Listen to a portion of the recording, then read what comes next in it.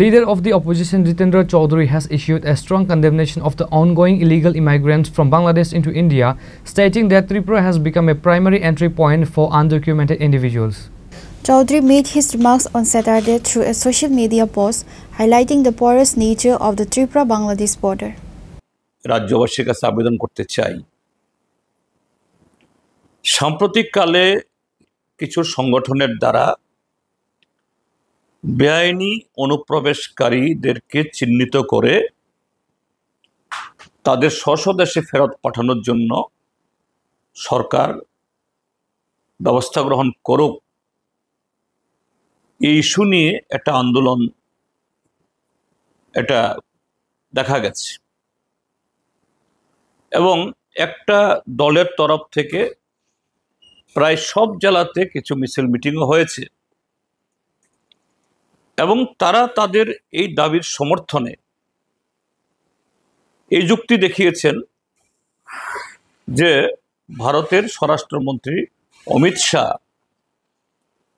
তিনি এই বেআইনি অনুপ্রবেশকারী যাদেরকে তারা ঘুষপেটিয়া বলেন তাদেরকে চিহ্নিত করে দ্রুত তাদের স্বদেশে পাঠানোর জন্য উদ্যোগ গ্রহণ করবেন এবং কঠোরভাবে এটা রূপায়ণ করবেন বলেছেন। এটা বলে এরা খুব উৎসাহিত। তারপর এই সময়তেই বিহারে স্পেশাল ইন্টেন্সিভ রিভিশন ভোটার তালিকার হয়েছে, 65 লক্ষ লোকের নাম বাদ গেছে। এটা নিয়েও এরকম একটা ধোঁয়াশা তৈরি হয়েছে যে এগুলিও সব ঘুষপেটিয়া, তাদেরকে চিহ্নিত করে তাদেরকেও বহিষ্কার করা হবে। কিন্তু বিহারের যে ঘটনা, এটার সাথে বিদেশি চিহ্নিতকরণ বা তাদেরকে বহিষ্কার করার কোনো সংযোগ নেই।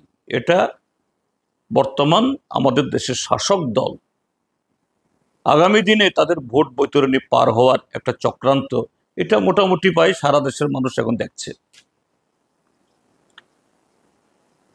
এরকম একটা অবস্থায় যেটা আমরা যে কোনো ভারতীয় ত্রিপুরাবাসী কেউ এটাকে অস্বীকার করবে না, হ্যাঁ, যে এই রাজ্যে অনুপ্রবেশ অতীতে হয়েছে, এখনো কিছু কিছু হচ্ছে।